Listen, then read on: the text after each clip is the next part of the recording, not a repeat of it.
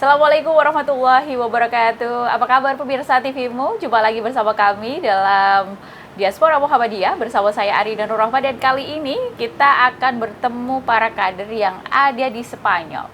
Bagaimana aktivitas mereka, bagaimana hidup dan belajar, tentu saja untuk mengembangkan perserikatan juga. Kita akan melihatnya tayangan aktivitas para kader berikut ini.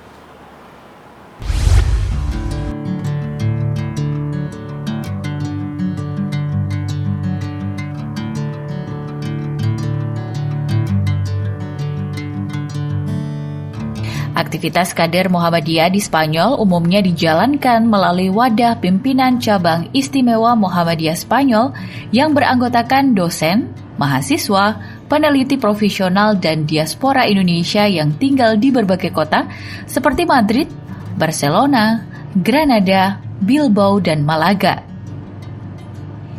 Beberapa kegiatan yang dilakukan PCIM Spanyol menyelenggarakan pengkajian rutin dan kajian Islam berkemajuan bersama diaspora Indonesia. Tak hanya itu, PCIM Spanyol juga memberikan pendampingan keagamaan bagi mahasiswa dan pekerja Indonesia di Spanyol, baik itu Baitul Arkom, Darul Arkom, dan Forum Kaderisasi Muhammadiyah. Tak hanya itu, para kader yang sedang menempuh pendidikan saling berinteraksi untuk saling menguatkan dalam memahami lingkungan dan budaya di Spanyol.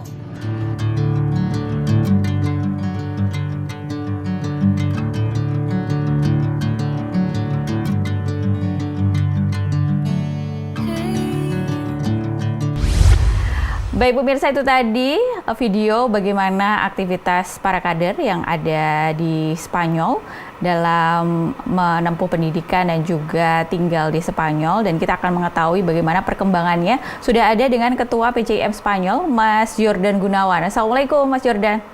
Waalaikumsalam warahmatullahi wabarakatuh. Sehat, Mbak? Sehat, Alhamdulillah Mas Jordan. Bagaimana aktivitas persyarikatan di Spanyol nih Mas Jordan? Iya, aktivitas persyarikatan alhamdulillah situasinya ya lancar, sentosa Mbak sampai dengan hari ini, karena terus terang aktivitas kita kan memang kalau di Eropa itu sangat terbatas. Nah, pola aktivitas orang di sana kan sangat work life balance, sehingga aktivitas itu memang baru bisa banyak terlaksana itu pada hari Sabtu, hari Ahad, dan itu pun juga kadang-kadang kita tidak bisa melaksanakan pagi hari, hanya siang dan malam hari, sehingga memang punya keterbatasan gitu untuk melakukan aktivitas yang bisa dilakukan, terutama aktivitas dakwah, dan kita lebih banyak melakukan aktivitas secara online sampai dengan hari ini. Baik. Nah, ini untuk berkomunikasi dan sampai saat ini di tahun keberapa ini di Spanyol PCIM berdiri, dan sudah ada berapa anggota yang masih stay di sana untuk belajar maupun bekerja di Spanyol? Iya.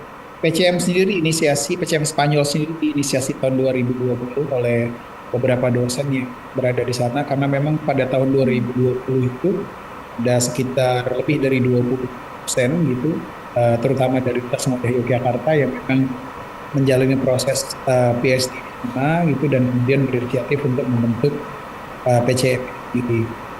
Namun kemudian ini yang jadi masalah selanjutnya, bahwa kemudian pengiriman dosen dan juga kader ini agak terhambat, karena memang beberapa kampus itu tidak memilih Spanyol itu sebagai destinasi, walaupun beberapa seperti UHAMKA, Muhammadiyah Makassar, Muhammadiyah Surabaya juga diskusikan masalah ini, karena saya sudah pernah menyampaikan pada Pak Haidar juga bahwa kita memerlukan nih kader-kader yang terbaik untuk dikirimkan Spanyol, mengingat kesejarahan Spanyol sebagai sebuah negara yang tentunya dulunya Islamnya sangat luar biasa gitu, untuk bisa menjadi bagian dari Muhammadiyah, salah satu yang mengembalikan kejayaan itu kira-kira Mbak. Intinya begitu Mbak. Baik, di mana Spanyol salah satu ada sejarah panjang di situ Islam gitu ya, Andalusia waktu itu ya. Betul. Itu luar biasa sekali jika memang ada kader-kader yang menetap di sana kemudian bisa mengembangkan Muhammadiyah dengan sangat baik begitu ya, seperti Australia mungkin salah satu contohnya begitu. Nah, berarti tantangan-tantangan selain kaderisasi apa saja nih yang kegiatan-kegiatannya pada akhirnya ada beberapa kendala untuk merealisasikannya? Ya, yang pertama memang karena jarak ya Mbak, karena kader itu kan terpecah di berbagai lokasi gitu. Baik. Misalnya di Barcelona, kemudian juga ada di Madrid, konsentrasi paling banyak itu adanya di Madrid gitu, yang ambil Hmm. S3, pertama kader-kader Muhammadiyah yang memang berasal dari kampus Muhammadiyah dan dulunya memang selalu beraktivitas di ranah akar rumputnya Muhammadiyah gitu. Ya. Kemudian selain Barcelona, Madrid, kemudian ada di Granada. Nah, beberapa itu sudah banyak kembali ke Indonesia itu. uh, di sisi yang lain, ketika ada yang ngambil S2 maupun S3, kalau S2 hanya setahun di sana, bahkan 8 bulan, Hmm. Mbak. Ini sangat Ya. pendek sekali waktunya gitu untuk bisa apa namanya menjalani proses yang lebih banyak untuk berdakwah di wilayah Spanyol. Kalau S3 mungkin 3 sampai dengan 4 tahun, tapi kalau sudah uh, kita harus melihat kewilayahan, jarak itu memang sangat memisahkan betul gitu, agak-agak sulit gitu untuk melakukan mobilisasi untuk bisa berkumpul seluruh kader di seluruh Spanyol sendiri. Sehingga memang di tahun 2025 pun kami mengumpulkan, 2024 maksud kami mengumpulkan kader-kader untuk bisa berkumpul bersama di Madrid gitu, dan alhamdulillah waktu itu dapat dukungan dari Pak Dubes secara langsung, dan bahkan kita mengumpulkan seluruh kader PCIM seluruh Eropa dan Mediterania gitu. Alhamdulillah bisa berkumpul bersama gitu, dan itu baru pertama kali Mbak selama PCM berdiri, PCM Spanyol berdiri, seluruh kader itu bisa berkumpul bersama-sama beramai-ramai gitu. Karena memang sekali lagi Ya. masalah waktu, kemudian juga masalah budaya yang lagi-lagi menerapkan work-life balance yang kita tidak bisa memaksa orang, kecuali memang kadernya sangat luar biasa tangguh ya Mbak ya, untuk ya udah deh gitu, kita spirit untuk perjuangannya luar biasa, yang biasa mobile kemana-mana gitu. Sebut saja misalnya dulu yang sering mobile itu ada Mbak Faiza, kemudian Hmm. saya, atau Mas Holis gitu, yang memang terbiasa gitu untuk melakukan aktivitas di beberapa wilayah. Karena yang lainnya kita tetap harus bisa memahami bahwa mereka punya aktivitas yang lain yang mungkin tidak bisa kita ganggu. Sehingga Ya. aktivitas lebih banyak online gitu. Masya Allah. Misalnya kalau misalnya hari kita melakukan pembinaan untuk anak-anak ngaji gitu, Hmm. ada namanya ngaji bersama Bang Holis. Itu hanya kita dilakukan hari Sabtu dan hari Minggu, dan itu pun online. Itu Hmm. satu. Yang kedua, eh, kita kadang-kadang kalau sudah libur summer, itu keluarga bisa diganggu, Mbak. Oke. Jadi kadang-kadang kita harus berhenti dulu nih gitu, summer break gitu, Ya. aktivitas dan sebagainya, karena memang ya itu tadi work-life balance itu terjadi gitu di Eropa, dan kita betul-betul harus mengikuti budaya itu.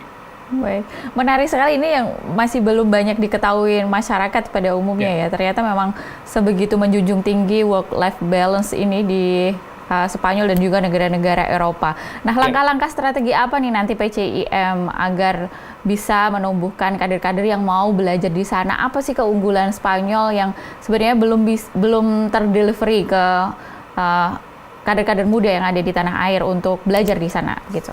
Ya, terima kasih Mbak. Ini menarik sekali gitu, karena sebetulnya banyak sekali orang Indonesia yang sekolah di Spanyol itu mengambil yang pertama adalah manajemen tourism gitu, karena memang dia kan salah satu destinasi teramai seluruh dunia gitu kalau urusan tourism gitu. Selain dari wilayah Italia dan juga Prancis, Spanyol itu termasuk yang turisnya luar biasa jumlahnya gitu.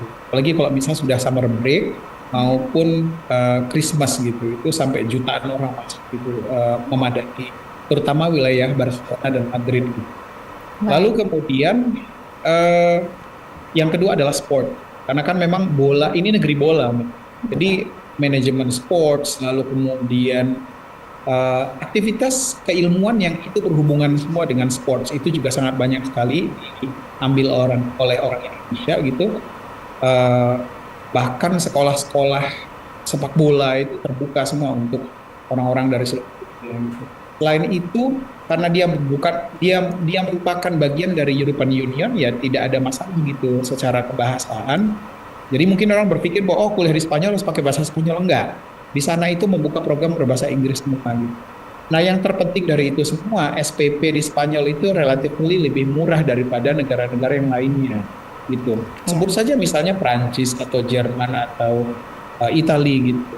Spanyol itu jauh lebih rendah Oke. dari sisi daily needs gitu, dan juga masalah SPP. Termasuk saya, SPP saya ketika S3 itu hanya 6 sampai 8 juta per tahun, Mbak. Wah, murah Jadi sekali memang itu Mas ya ya. murah sekali gitu. Dibandingkan sama Indonesia aja jauh murah sekali gitu. Dan Baik, baik. Yang mungkin agak sedikit tinggi itu nih housing ya Mbak ya. Tapi itu karena saya tinggal di Barcelona. Tapi untuk beberapa orang yang tinggal di Granada misalnya itu lebih relatif sangat murah gitu dari sisi kehidupan, dari apa namanya daily needs dan lain sebagainya itu relatif lebih murah, jauh bahkan lebih murah daripada negara-negara Eropa lainnya gitu.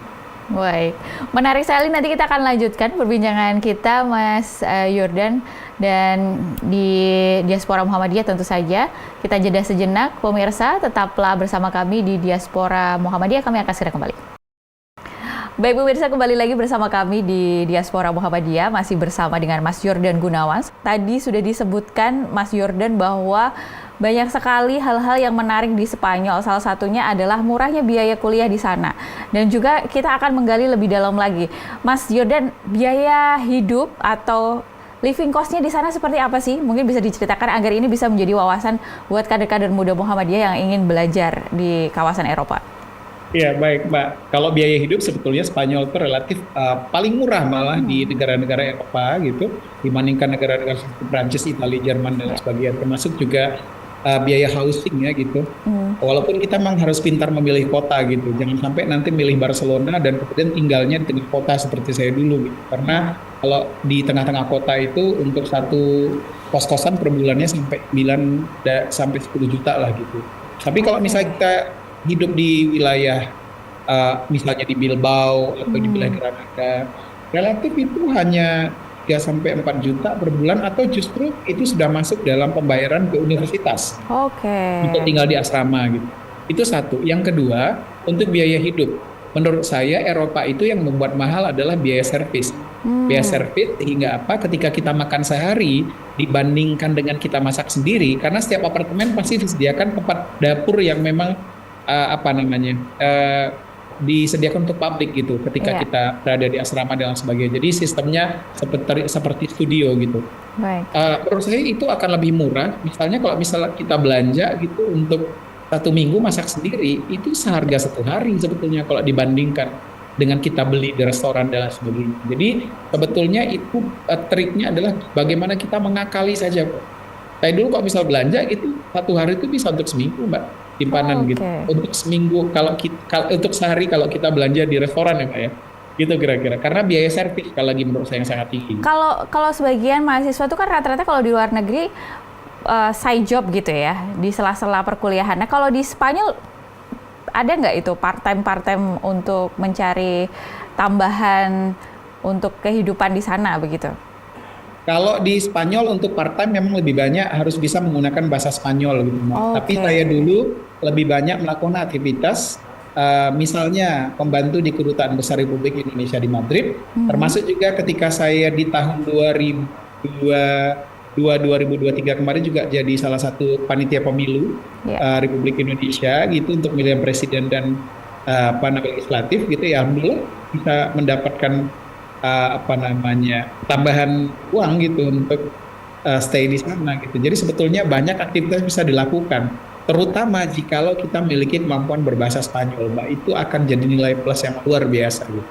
Jadi akan lebih memudahkan untuk sambil bekerja di sana begitu ya, Mas Yordan. Mas Yordan, tadi Mas Yordan menyebutkan bahwa di Spanyol itu adalah kawasan olahraga sepak bola gitu ya, salah satu menjadi andalan. Nah kita tahu bahwa Muhammadiyah itu sudah mulai banyak kampus yang menyediakan jurusan olahraga begitu, yang di dalamnya pasti ada sepak bola juga. Nah apakah memungkinkan ini kalau misalnya diseriusi itu menjadi celah untuk menggiring atau kader-kader muda untuk belajar di Spanyol? Saya kira iya Mbak, karena memang di sini kan misalnya di Barcelona itu ada Camp Nou gitu ya, yang itu merupakan sebuah kompleks yang sangat besar dan ada pelatihan-pelatihan tersendiri berdasarkan usia gitu. Sehingga karena di sini tuh bola itu seperti Tuhan Mbak, kalau sudah ada match itu jalan itu ditutup semua gitu dan semua orang berkumpul di sana. Turis juga langsung nonton, langsung datang ke wilayah tersebut kalau mereka liburan dan lain sebagainya. Jadi betul-betul kalau misalnya kita ingin mengetahui tidak hanya sekedar jadi atlet, tapi juga manajemen tourism, manajemen sports itu ya justru inilah tempatnya gitu di Spanyol sendiri gitu. Di sisi lain juga misalnya di Madrid sama juga gitu.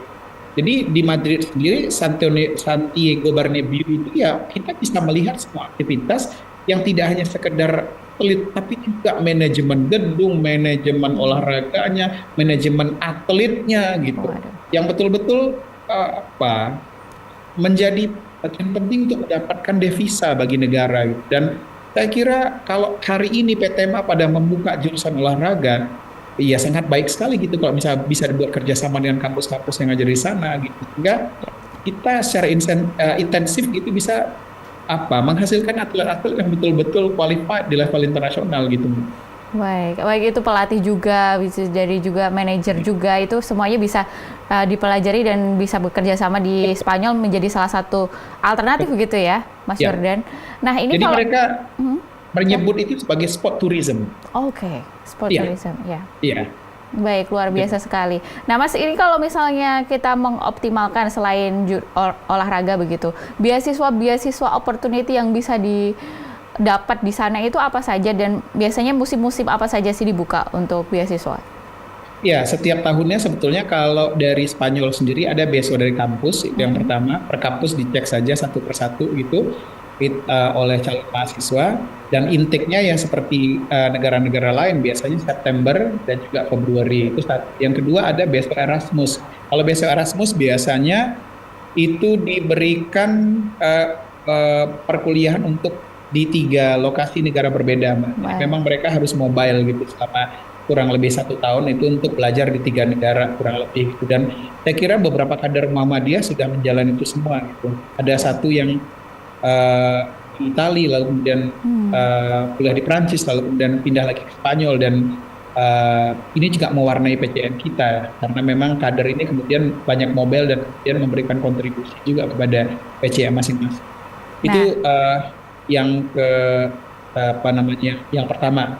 baik. Yang pertama tadi beasiswa dari kampus, yang kedua ini beasiswa Erasmus, yang ketiga LPDP juga support, Mbak. Ya. Jadi LPDP juga sangat support untuk negara-negara yang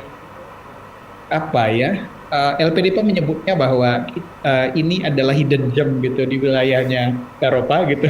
Karena kan orang-orang ini kadang-kadang destinasinya ke UK, destinasinya ke Jerman, destinasinya ke Prancis. Tapi ternyata di wilayah Eropa Barat Daya itu, Itali sama Spanyol itu justru diminati banyak orang dari seluruh dunia gitu untuk belajar gitu. Dan kita tuh sedikit sekali jumlahnya, Mbak. Berarti persaingan untuk beasiswa LPDP ini masih sangat terbuka sekali ya untuk wilayah Sangat Spanyol? terbuka, betul, Oke. sangat terbuka sekali, Mbak. Dan saya rasa di apartemen saya dulu juga banyak sekali anak-anak Amerika yang justru malah belajar di Spanyol gitu. Untuk masalah tourism, sport.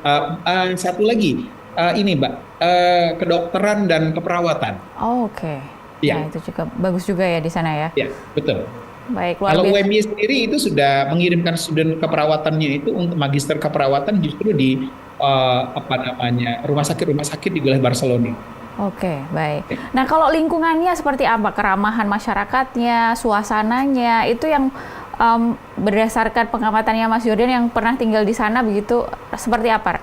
Yang bisa Ya. memudahkan teman-teman untuk memberikan gambaran. Ini Mbak, ini pertanyaan paling taktis ini. Orang Spanyol itu adalah orang yang paling berbeda dari Eropa lainnya. Iya. Orang Spanyol adalah orang yang paling ramah dengan pendatang.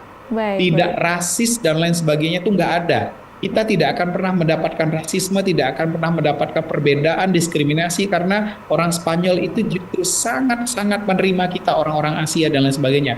Kalau misal teman-teman berada di Jerman, Prancis, Italia, atau negara-negara lain yang pernah mengalami rasisme, alhamdulillah kami itu justru diterima dengan sangat baik. Dan mereka itu kalau bertemu dengan kita itu justru senyumnya luar biasa gitu. Sama Oke, dengan oke. orang Indonesia. Saya kira memang agak-agak beda ini orang Spanyol dibandingkan orang-orang yang ada di Eropa lainnya. Baik, menarik Di sekali samping- perbincangan kita, Mas Jordan. Nanti kita akan lanjutkan. Terima kasih, Mbak. Nanti boleh ditambahin. Kita Ya. jeda sejenak, tetaplah bersama kami Baik. di Diaspora Muhammadiyah. Kami akan segera kembali. Baik pemirsa, kembali lagi bersama kami di Diaspora Muhammadiyah, masih bersama saya Arina Rohma dan juga Mas Jordan di sini. Berbincangan tadi sangat seru sekali. Baik juga tadi Mas Jordan sudah menyampaikan bagaimana tinggal di sana, cost living-nya seperti apa, kehidupan masyarakatnya seperti apa, dan ternyata sangat ramah sekali terhadap warga negara asing begitu. Nah, ini pertanyaannya Mas, apa saja komoditi yang bisa menjadi kesempatan bagi warga negara Indonesia juga untuk berbisnis di sana? Ya, kalau misalnya kita lihat Mbak, sebetulnya bisa dimulai dari fashion, karena Oke, Spanyol itu adalah negara yang sangat fashionable gitu. Jadi baik. fashion itu berkembang itu menurut saya per hari, nggak lagi per minggu, nggak lagi per tahun, tapi per hari fashion Iya. itu. Dan semua orang menyukai betul fashion dengan harga berapapun di wilayah Spanyol itu. Sehingga Hmm. kalau saya lihat, saya sering ke beberapa toko yang memang apa namanya, level fashionnya itu sangat disukai di wilayah Spanyol itu, rata-rata baju-baju itu merupakan produksi dari Vietnam, Bangladesh sama Turki. Padahal Oke. sebetulnya kan kalau untuk sekedar menghasilkan fashion, Indonesia itu juga salah satu negara terbaik gitu. Itu yang Hmm. pertama. Yang kedua, buah-buah tropis itu sangat disukai gitu. Oh, Kalau sebagai informasi saja, musim rambutan di Indonesia itu kan rambutan 5.000, 10.000 gitu per kilo. Tapi benar. kalau sudah sampai di Spanyol misalnya, lalu kemudian dijual di supermarket, Mbak, itu per kilogramnya 670.000 sampai 700.000, Mbak. Wow, Rambutan. perbedaannya Iya, jauh. bukan rambutan rafiah yang mahal ya, rambutan yang biasa yang dia dijual 5.000 sampai 10.000 itu rambutan Vietnam, itu tertulis Vietnamese rambutan. Itu Oke. tinggi sekali harganya kalau sudah masuk di wilayahnya Eropa, terutama di Spanyol, karena orang sangat suka dengan buah itu dan tidak bisa tutup di sana. Sehingga pada akhirnya ini tuh bisa dijadikan salah satu upaya kita untuk bisa melakukan ekspor impor Iya. untuk misalnya buah Tropis gitu. buah tropis ke sana gitu. Dan orang Spanyol sangat menyukai itu. Dan sama Dan rempah-rempah ya? rempah-rempah sama ya Mbak, saya Iya. kira, karena Oke. ya karena memang dulu kolonialisme ya Mbak yang Hmm. membuat Spanyol kan mengambil banyak sumber daya alam dari Indonesia. Sekarang itu menurut saya kalau Mbak datang ke Spanyol nyari cengkeh itu bisa di mana-mana Mbak. Oh, Sementara Indonesia kan agak mereka sulit sekarang nyari memproduksi cengkeh. sendiri itu, Mas. Iya, mereka nanam sendiri dan kemudian jadi komunitas yang luar biasa di sana dan Wow. diekspor kemana-mana. Padahal kan cengkeh itu asalnya dari Indonesia gitu. Hmm, Di betul betul Indonesia betul. sendiri kan agak sulit. Kalau di sana di semua toko menyediakan cengkeh Mbak. Wah, luar biasa. Ini Iya, menarik sekali ini. Ini iya, bisa menjadi salah satu alternatif gitu ya untuk bisa betul. meningkatkan Dalam ekspor impor kita gitu. dalam hal perbumbuan di sana itu ya kita lengkap lah Mbak. Kalau berada di sana nggak usah khawatir. Orang Indonesia bisa hidup karena semua bumbu ada. Baik, baik. Baik, ini Iya. berbicara mengenai cengkeh nih, kenapa cukup tinggi sekali keberadaan cengkeh di sana? Apakah dibuat untuk produk-produk makanan dan lain-lain sehingga cengkeh di sana sangat berharga sekali? Iya, kalau cengkeh di sana rata-rata mereka campurkan dengan minuman ya Mbak, untuk Oke. menghangatkan badan dan lain sebagainya. Jadi Hmm. memang mereka sudah sangat terbiasa dan kadang-kadang juga beberapa teman itu kan karena kalau di Eropa nggak ada clove cigarettes ya, rokok Hmm. cengkeh mungkin mereka campurkan karena mereka merasa bahwa rokok cengkeh itu hanya berasal dari Indonesia gitu dan kadang-kadang beberapa teman itu mencampurkan cengkeh yang sudah sudah kering gitu mereka campurkan ke rokok mereka sehingga memang baunya agak berbeda gitu. Saya tidak Oke. begitu paham juga kenapa mereka menyukai itu, tapi menurut mereka rokoknya Indonesia itu luar biasa, yang club cigarette yang tidak bisa didapat dari negara yang lain. Gitu. Oke, baik. Ya, Itu untuk bahan-bahan seperti itu ya, Mas ya.